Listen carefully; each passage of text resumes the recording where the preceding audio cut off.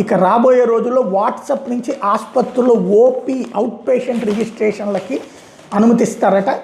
ఎన్టీఆర్ వైద్య సేవ కార్డు నవీకరణకు వీలు కల్పిస్తారట. రాష్ట్ర ప్రభుత్వ పౌర సహాయక సేవ వ్యవస్థ మనమిత్ర వాట్సాప్ నెంబర్ 9552300009 ద్వారా ఆరోగ్య సేవలు కూడా అందుబాటులోకి వచ్చినాయి. ఈ నెంబర్కి వాట్సాప్లో హాయ్ అని మెసేజ్ చేస్తే చాలు పొందాల్సిన ఆరోగ్య సేవల మెనూ తెరుచుకుంటుంది. అందులో ప్రభుత్వ ఆసుపత్రిలో ఓపీ అపాయింట్మెంట్ సేవల్ని ఎంచుకుంటే జిల్లా ఆసుపత్రి విభాగం తదితర ఆప్షన్లు కల్పిస్తాయి. ఆధార్తో అనుసంధానమైన మొబైల్ నెంబర్ నమోదు చేయగానే ఓటీపీ వస్తుంది. దాని ద్వారా లాగిన్ కావాలి. మీ పూర్తి పేరు, పుట్టిన తేదీ, ఈమెయిల్, చిరునామా, పిన్ కోడ్, జిల్లా, రాష్ట్రం వివరాలు సమర్పించాలి. అంతే టోకెన్ నెంబర్ జనరేట్ అవుతుంది. చివరి 4 నెంబర్లు నమోదు చేస్తే అపాయింట్మెంట్ బుక్ అవుతుంది.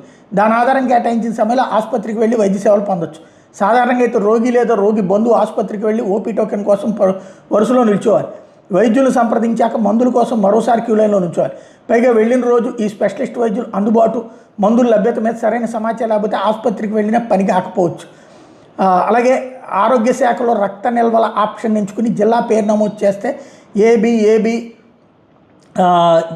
ఓహెచ్ రకాల పాజిటివ్ నెగిటివ్ రకాల రక్త నిల్వల లభ్యత సమాచారం కూడా వస్తుంది. దీని ఆధారంగా అత్యవసర వేళల్లో సేవలు పొందొచ్చు.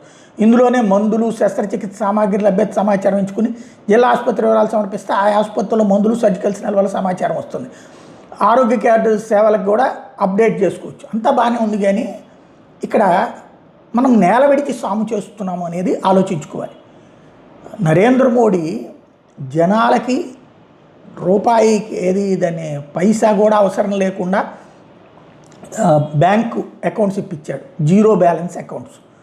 అదే సందర్భంలో ఆ జీరో బ్యాలెన్స్ అకౌంట్స్తో కంటిన్యూటీగా ఏటీఎం కార్డులు, తర్వాత ఈ గూగుల్ పేలు ఇవన్నీ అలవాటు చేశాడు. దాన్ని చూసి ఇవన్నీ చేయగలరు అనుకుంటే అమాయకత్వం. ఇవాల్టికి కూడా పల్లె ప్రాంతాలలో డబ్బులు నడుస్తున్నాయి చలామణి కొంత. అయితే వాట్సాప్ సర్వీసెస్ అంతా వాళ్ళకి చేతనవుతుంది అనుకోవడం భ్రమ. గవర్నమెంట్ హాస్పిటల్కి వచ్చేవాళ్ళు ఎవరు? పేదలు.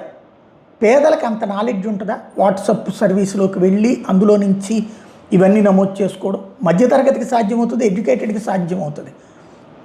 గవర్నమెంట్ హాస్పిటల్కి వచ్చేటటువంటి వర్గానికి అంత 100కి నాకు తెలిసి అయితే నాకున్న అవగాహన మేరకు 90% మందికి రాదు అట్లాంటి వాట్సాప్ సేవ. ఫోన్ వాడడం వచ్చు, అలాగే ఫోన్పేలు, గూగుల్ పేలు చేయడం వచ్చు.